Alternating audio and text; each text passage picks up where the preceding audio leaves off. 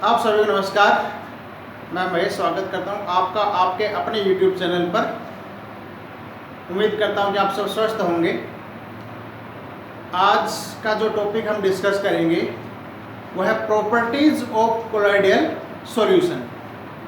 इससे जो लास्ट जो लेक्चर हमारा था उसमें हमने डिस्कस किया था प्रिपरेशन ऑफ कोलॉइडल सॉल्यूशन, है ना। तो उसमें हमने जाना था कि हम किस प्रकार से कोलॉइडल सॉल्यूशन को प्रिपेयर कर सकते हैं। लायोफिलिक कोलॉइडल सॉल्यूशन को प्रिपेयर करना बिल्कुल इजी था। जस्ट डिस्पर्स फेज और डिस्पर्जन मीडियम को हम मिलाते हैं तो लायोफिलिक कोलॉइडल सॉल्यूशन प्रिपेयर हो जाता है। लायोफोबिक कोलॉइडल सॉल्यूशन को हमने प्रिपेयर किया था बाय स्पेशल मेथड्स, जिसमें हमने जो ट्रिक्स यूज़ की थी वो थी जैसे डिसइंटीग्रेशन के जरिए by colloidal mills, by Bredig's arc method electrical disintegration था वो, या फिर बाय इलेक्ट्रोलाइटिक डिसइंटीग्रेशन जैसे बाय पेप्टाइजेशन था। इसके अलावा कुछ केमिकल रिएक्शंस भी थे बाय रिडक्शन और ऑक्सीडेशन, जिनके जरिए हम किसी लायोफोबिक कोलॉइडल सॉल्यूशन को प्रिपेयर करते हैं। तो प्रिपरेशन हो गई थी कोलॉइडल सॉल्यूशन की, उसके बाद फिल्ट्रेशन भी हमने डिस्कस कर ली थी। आज हम क्या डिस्कस करेंगे, प्रॉपर्टीज ऑफ कोलॉइडल सॉल्यूशन की। जो कोलॉइडल सॉल्यूशन है उनकी कौन कौन सी प्रॉपर्टीज हमें ऑब्जर्व करने को मिलती है, ठीक है। तो अगर हम देखें, शुरू करते हैं फर्स्ट प्रॉपर्टी आपके साथ, physical properties. Physical property of colloidal solution. तो फिजिकल प्रॉपर्टीज में जो फर्स्ट प्रॉपर्टी मैं आपके साथ डिस्कस कर रहा हूं वो है nature of colloidal solution. Nature of colloidal solution. तो जैसा कि हमने कई बार पढ़ा है कि जो कोलॉइडल सॉल्यूशन है उसका नेचर कैसा होता है, हेट्रोजीनियस, है ना। कोलॉइडल सॉल्यूशन जो है उसका नेचर कैसा है, हेट्रोजीनियस नेचर होता है। तो nature of colloidal solution physical property में कैसा हमें देखने को मिलेगा, हेट्रोजीनियस नेचर। हेट्रोजीनियस नेचर क्यों है, हम उसके पीछे कारण दे सकते हैं, due to large size of particle. Large size of particle. भाई हेट्रोजीनियस नेचर क्यों है उसके पीछे हम ये कारण दे सकते हैं कि पार्टिकल्स का जो साइज है वो बड़ा होता है, ठीक है। तो उसमें हमें अलग अलग फेजेस जो है वो ऑब्जर्व करने को मिल सकते हैं। इस वजह से यहाँ पर हम एक चीज और जानते हैं, जो साइज है पार्टिकल का कोलॉइडल में वो कितना रहता है, 1 nm to 1000 nm। That is the first property physical property में, नेचर। उसके बाद दूसरी अगर बात की जाए तो दूसरी बात है इनकी स्टेबिलिटी, है ना। तो जो कोलॉइडल सॉल्यूशन है वो स्टेबल होते हैं या नहीं होते। तो कोलॉइडल सॉल्यूशंस काफ़ी हद तक स्टेबल होते हैं। लायोफिलिक कोलॉइडल सॉल्यूशन बहुत ज़्यादा स्टेबल होते हैं और लायोफोबिक कोलॉइडल सॉल्यूशन भी स्टेबल होते हैं, लेकिन कम compared to the lyophilic colloidal solution, ठीक है। तो ये हम क्या बोलेंगे कि colloidal solution are very stable. Colloidal solution are very stable, ठीक है। Does not settle down, does not settle down even upon long standing। मतलब ग्रेविटी के कारण ये जो कंपोनेंट होंगे ना सॉल्यूशन के वो सेटल डाउन नहीं होंगे अपॉन लॉन्ग स्टैंडिंग। कई देर तक भी हम किसी कोलॉइडल सॉल्यूशन को अगर रख के रखेंगे तो ऐसा नहीं है कि कोलॉइडल के पार्टिकल्स ग्रेविटी के कारण नीचे बैठ जाएं। अगर नीचे बैठ जाएगा तो वो तो सॉल्यूशन कैसा हो जाएगा, अनस्टेबल। यहाँ सेटल डाउन नहीं होते पार्टिकल लॉन्ग स्टैंडिंग पे ग्रेविटी के कारण, जो इनकी क्या दर्शाता है, स्टेबिलिटी को दर्शाता है, ठीक है। और अगर मैं बात करूं तो नेक्स्ट एक पॉइंट आपके पास ये निकल सकता है कि lyophilic colloid are more stable than lyophobic.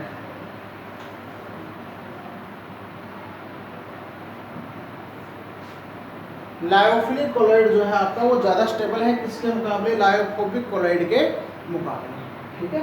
तो ये बात हो गई स्टेबिलिटी की। नेक्स्ट जो फिजिकल प्रॉपर्टी हम डिस्कस कर सकते हैं, सी पार्ट, वो है, या थर्ड वन, वो है आपकी फिल्टर एबिलिटी। फिल्टर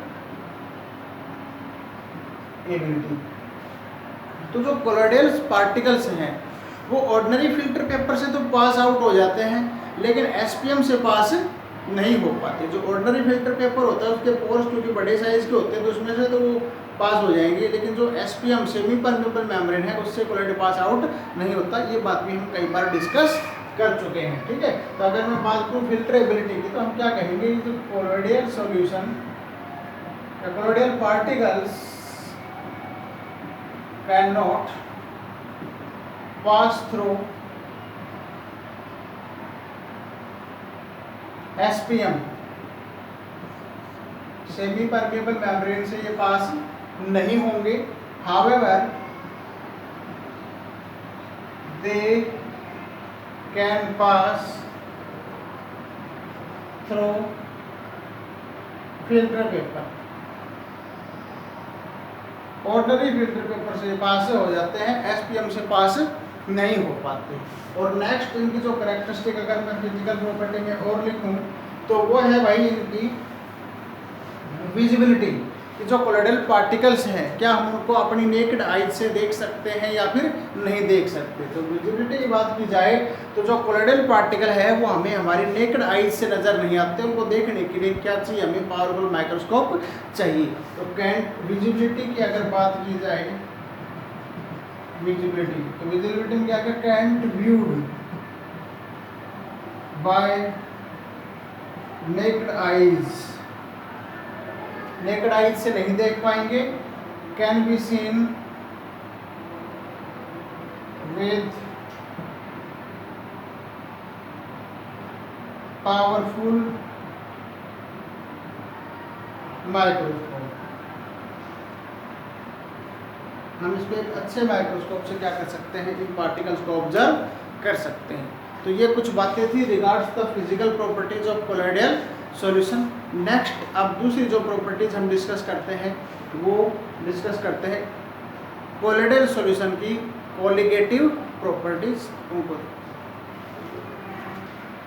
नेक्स्ट जो बात करते हैं दूसरी प्रॉपर्टी कोलोइडल सॉल्यूशन की फिजिकल प्रॉपर्टी के बाद वो है कोलिगेटिव प्रॉपर्टी।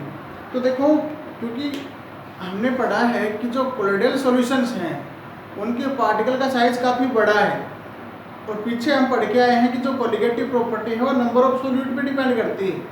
जितना ज़्यादा सॉल्यूट उतना ही ज़्यादा उसकी क्या रहेगी, कोलिगेटिव प्रॉपर्टी आती है सॉल्यूशन की। ये हमने सॉल्यूशन वाले लेसन के अंदर देखा था कि जो कोलिगेटिव प्रॉपर्टी है वो किसके ऊपर डिपेंड करती है, अमाउंट ऑफ सॉल्यूट, मतलब नंबर ऑफ सॉल्यूट के ऊपर डिपेंड करती है। तो कोलोइडल सॉल्यूशन में अगर मैं बात करूँ, क्योंकि पार्टिकल का साइज बड़ा है, तो पार्टिकल का साइज बड़ा है तो उस सॉल्यूट का अमाउंट जो है सॉल्यूशन में वो कैसा हमें देखने को मिलेगा, कम। अगर अमाउंट कम है तो मतलब नंबर ऑफ सॉल्यूट कम हो गए, नंबर ऑफ सॉल्यूट कम हो गए तो जो कोलिगेटिव प्रॉपर्टी में जो ऑब्जर्वेशन हमें मिलेगी वो कोई खास मैटर हमारे लिए नहीं करेगी। तो अगर मैं बात करूँ colligative properties point of view से फॉर द कोलोइडल सॉल्यूशन, तो कोलोइडल सॉल्यूशन के लिए कोलिगेटिव प्रॉपर्टी का कोई खास इंपॉर्टेंस नहीं है ना। क्यों? क्योंकि पार्टिकल का साइज कैसा रहता है कोलोइडल सॉल्यूशन में, बड़ा रहता है। तो कोलिगेटिव प्रॉपर्टीज जो है आर नॉट मेजरेबल या observable, more observable, are not more observable for colloidal solution. क्यों? कारण है due to large size of colloidal particles, क्योंकि कोलोइडल पार्टिकल्स का जो साइज है वो कैसा रहता है, बड़ा रहता है, इस वजह से। नेक्स्ट बात करते हैं अगली प्रॉपर्टीज। नेक्स्ट प्रॉपर्टी है आपके पास mechanical properties of colloidal solution. Mechanical properties, और मैकेनिकल प्रॉपर्टीज में जो हम एक प्रॉपर्टी ऑब्जर्व करते हैं कोलोइडल सॉल्यूशन की, वो है ब्राउनियन मूवमेंट। ब्राउनियन मूवमेंट,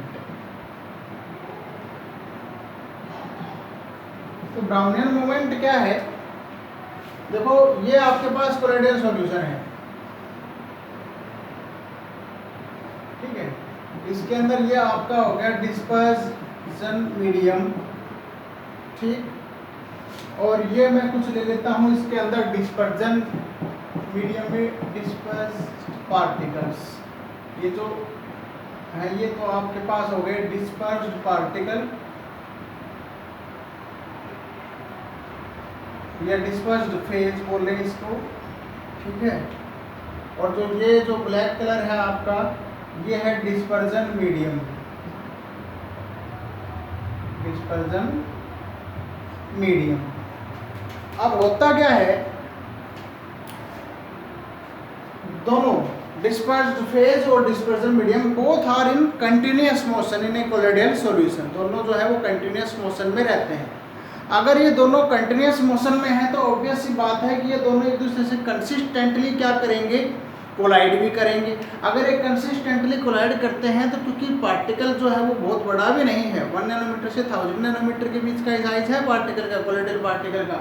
तो ये जो पार्टिकल है कोलोइडल पार्टिकल, ये हेयर एंड देयर आपको एक जिग इस प्रकार का रैंडम मूवमेंट शो करेगा। इस रैंडम मूवमेंट को ही हम क्या कह देते हैं, zigzag motion, zigzag motion, zigzag movement of the particle. And इसी को हम किस नाम से देते, क्या नाम देते हैं भाई, Brownian movement after the particles which move in a random direction up and down या फिर जिग जैग। तो अगर मैं बात करूं कि भाई कोलोइडल पार्टिकल जो है वो ब्राउनियन मूवमेंट शो करते हैं, तो करते हैं क्यों शो करते हैं, क्योंकि दोनों डिस्पर्स्ड फेज और डिस्पर्जन मीडियम जो है वो कंसिस्टेंटली मोशन में रहते हैं।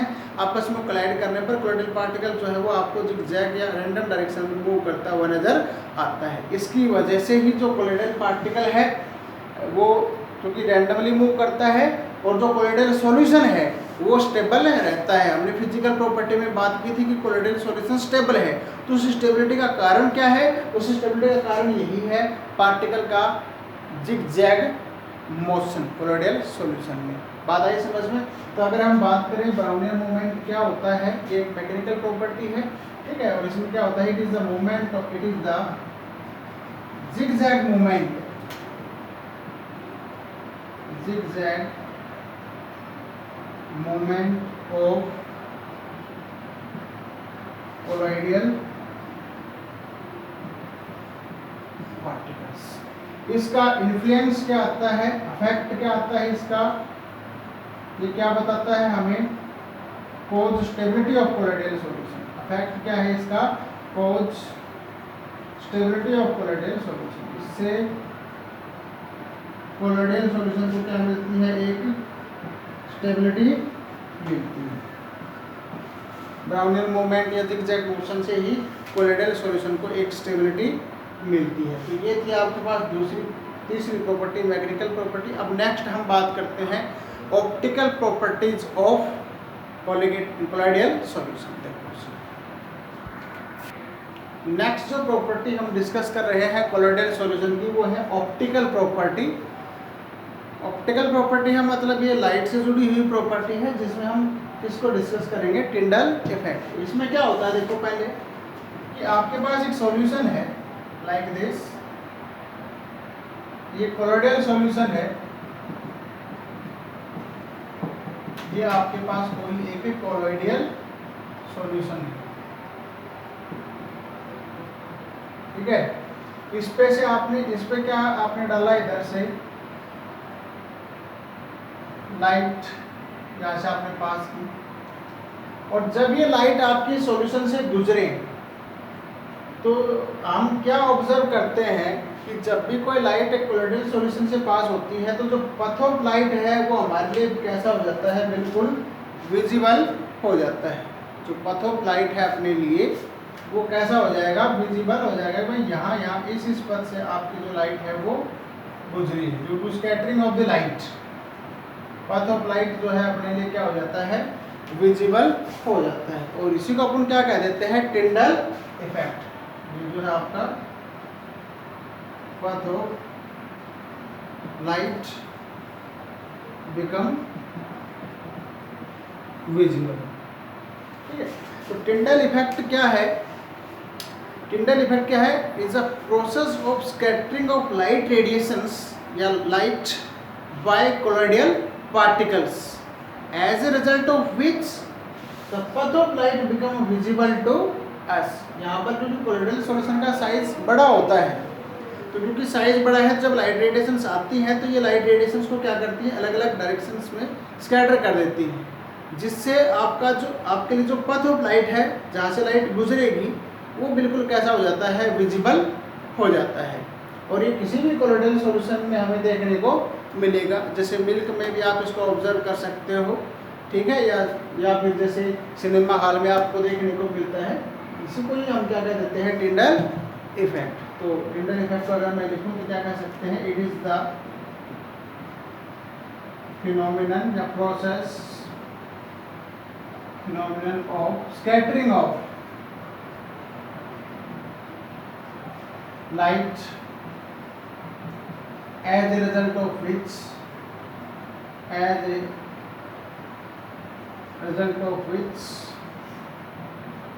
path of light become visible to us,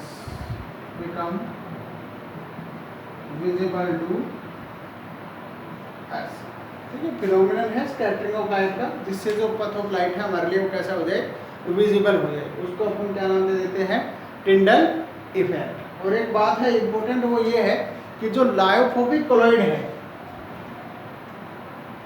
lyophobic colloid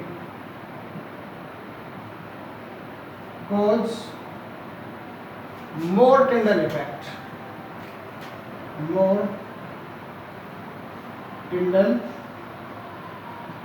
then lyophilic. तो लायोफोबिक कोलॉइडल सॉल्यूशन में हमें टिंडल इफेक्ट काफ़ी अच्छे से ऑब्जर्व करने को मिलता है। तो ये बात थी किसकी, ऑप्टिकल प्रॉपर्टी टिंडल इफेक्ट की। अब हम नेक्स्ट बात करते हैं electrical properties of colloidal solution.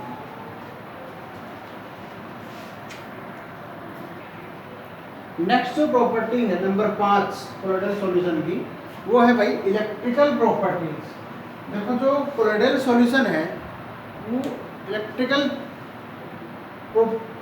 Charge वाली प्रॉपर्टीज भी शो करते हैं। देखो क्या है कि जब हम कोलॉइडल सॉल्यूशन को प्रिपेयर करते हैं, खास करके लायोफोबिक कोलॉइडल सॉल्यूशन को, तो जैसे कि हमने उसको कोलॉइडल मिल से जब प्रिपेयर किया था, तो उस दौरान फ्रिक्शन की वजह से, ड्यू टू कोलॉइडल मिल्स या रबिंग की वजह से कोलॉइडल पार्टिकल्स के ऊपर क्या डेवलप हो जाता है, एक चार्ज।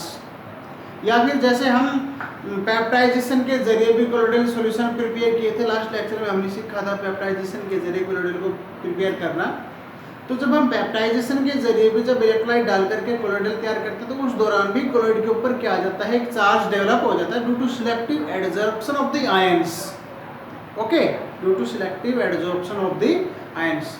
तो इनकी वजह से या कोई और अदर मेथड भी हो सकता है जिनकी वजह से जो कोलॉइडल पार्टिकल्स हैं उनके ऊपर क्या डेवलप होता है, एक चार्ज डेवलप होता है, और उस चार्ज की वजह से ही जो कोलॉइडल पार्टिकल्स हैं वो क्या शो करते हैं, इलेक्ट्रिकल प्रॉपर्टीज शो करते हैं।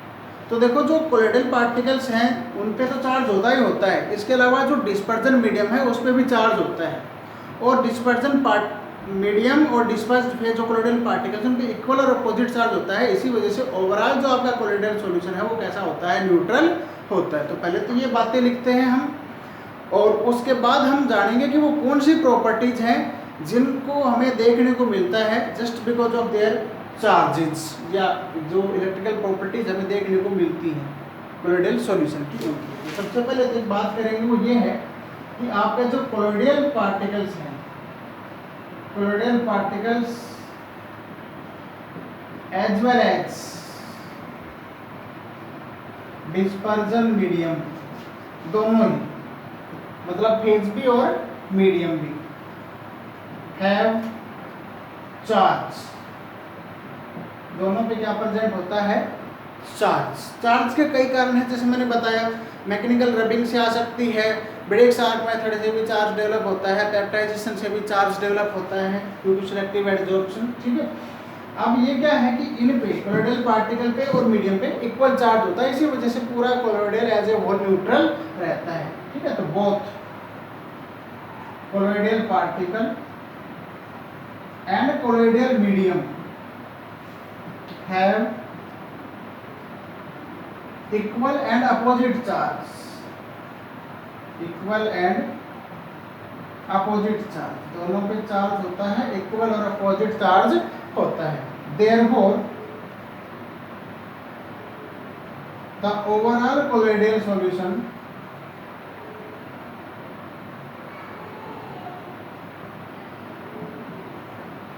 is neutral।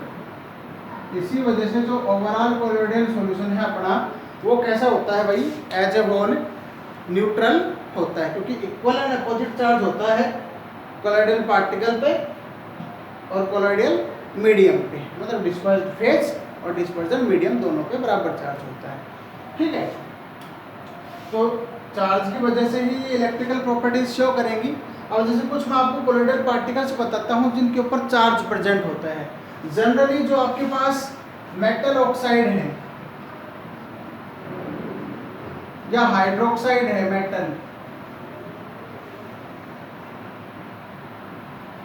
मेटल ऑक्साइड या फिर मेटल हाइड्रोक्साइड जो है आपका, इन पे, इसके अलावा हीमोग्लोबिन या बेसिक डाई अगर आपके पास है कोई,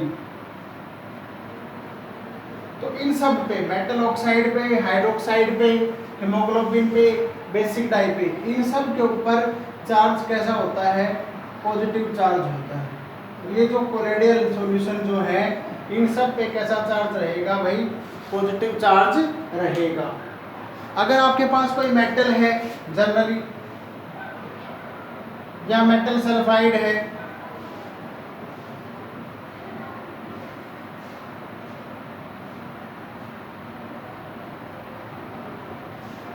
या फिर कोई एसिडिक डाई है,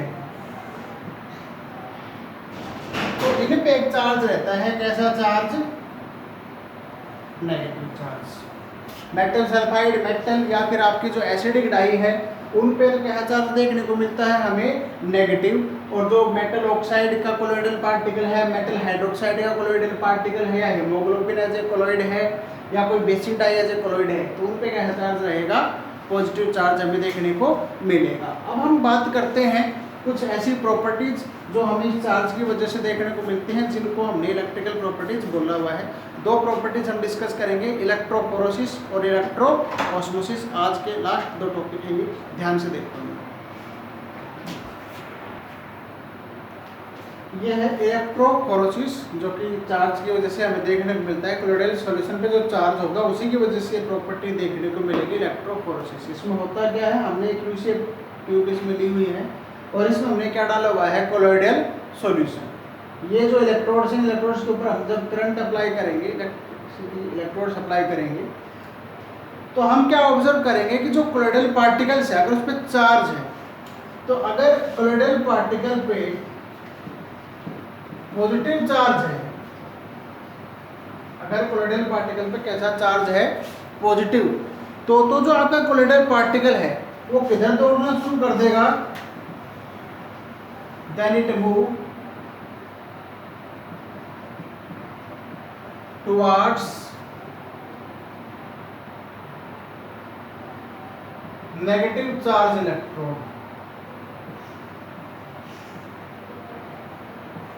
अगर कोलोइडल पार्टिकल पे पॉजिटिव चार्ज है, तो कोलोइडल पार्टिकल जो है आपका, जब हम इलेक्ट्रिक करंट अप्लाई करेंगे, तो उस केस में आपका कोलोइडल पार्टिकल किस इलेक्ट्रोड की तरफ मूव करना शुरू कर देगा, नेगेटिव चार्ज के इलेक्ट्रोड की तरफ मूव करना शुरू कर देगा। सेम केस अगर आपका जो कोलोइडल पार्टिकल है नेगेटिव चार्ज का है, अगर कोलोइडल पार्टिकल पे क्या चार्ज है, नेगेटिव, देन ये किसकी तरफ मूव करेगा, it moves towards positive charge electrode. किसकी तरफ मूव करना शुरू कर देगा भाई, ये पॉजिटिव चार्ज इलेक्ट्रोड की तरफ मूव करना शुरू कर देगा। और जिस तरफ कोलोइडल पार्टिकल्स जाएंगे उसी तरफ कलर इंटेंसिटी हमें बढ़ती हुई नजर आएगी। अगर पार्टिकल्स नेगेटिव की तरफ आएंगे तो यहाँ कलर इंटेंसिटी रेज हो जाएगी, अगर इधर जाएंगे तो यहाँ कलर इंटेंसिटी क्या होगी, रेज हो जाएगी। तो वहाँ से हम इंडिकेट कर पाएंगे कि जो कोलोइडल पार्टिकल है उसके ऊपर कैसा चार्ज है। ठीक है, अगर पॉजिटिव चार्ज का कोलोइडल पार्टिकल होगा तो वो नेगेटिव इलेक्ट्रोड की तरफ जाएगा, अगर नेगेटिव चार्ज का कोलोइडल पार्टिकल है तो वो पॉजिटिव चार्ज प्लेट की तरफ जाएगा। इसी फिनोमेनन को हम क्या कह देते हैं, इलेक्ट्रोफोरेसिस। तो अगर मैं इलेक्ट्रोफोरेसिस को डिफाइन करूँ अब, तो हम इलेक्ट्रोफोरेसिस को कैसे डिफाइन कर सकते हैं, यहाँ लिख रहा हूँ इसकी डेफिनेशन में। क्या है electrophoresis? It is the phenomenon of movement of particle under the influence of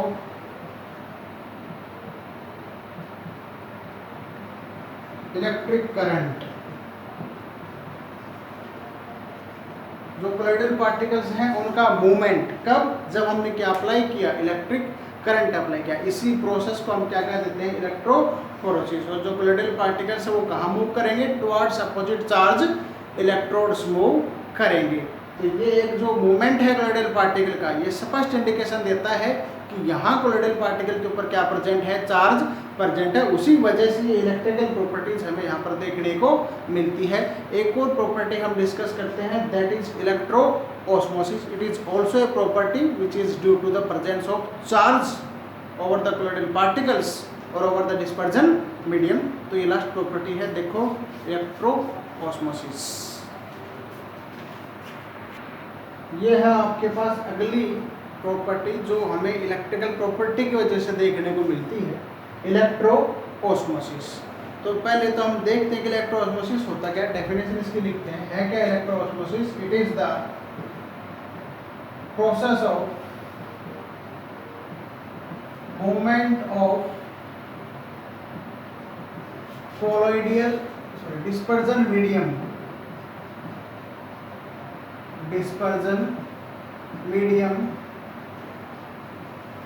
under the influence of an electric current through ASTM।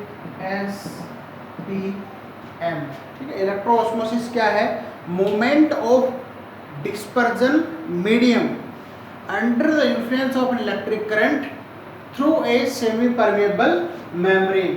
ठीक है, डिस्पर्जन मीडियम का मूवमेंट है जब हम इलेक्ट्रिक करंट कोलोइडल सॉल्यूशन पे अप्लाई करें, और ये जो मीडियम है किसके जरिए मूव करेगा, वाया SPM। इसको हम यहाँ से समझ सकते हैं, जैसे ये आपके पास एक कोलोइडल सॉल्यूशन है, ठीक है, ये कंपार्टमेंट है आपका C, इसको मैं नाम दे देता हूँ A, इसको मैं नाम दे देता हूँ B।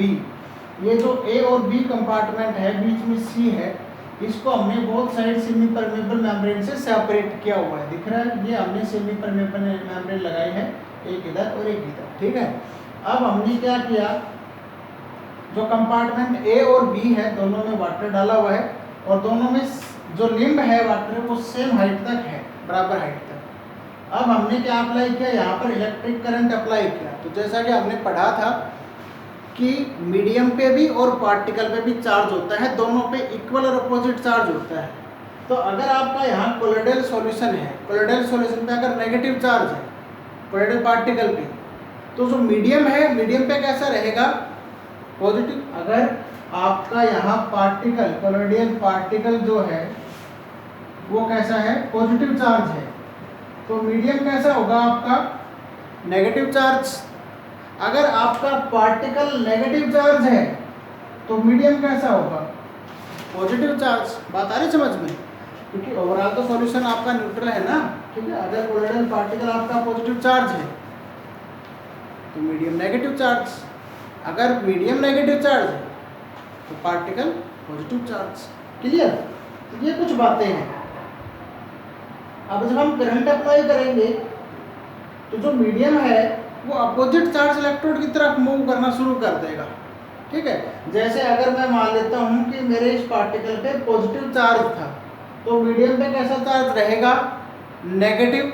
तो अब मेरा जो पार्टिकल है वो जो मीडियम है वो मीडियम की तरफ मूव करना शुरू करेगा, पॉजिटिव चार्ज प्लेट की तरफ मूव करना शुरू करेगा, और मेरी ये जो A साइड है, A साइड वाटर का लेवल क्या होता चला जाएगा, बढ़ता चला जाएगा। इसी को हम क्या बोलेंगे, इलेक्ट्रो ऑस्मोसिस, जिसमें मीडियम मूव कर रहा है under the influence of electric current by a semi permeable membrane. और वो क्यों मूव करेगा वो आपको पता है, क्योंकि चार्ज है और हमेशा अपोजिट चार्ज पार्टिकल की तरफ ही जो है वो पार्टिकल्स क्या करते हैं, मूव करते हैं। तो ये एक छोटा सा फिनोमिनल इलेक्ट्रोऑस्मोसिस, आई होप क्लियर हुआ होगा।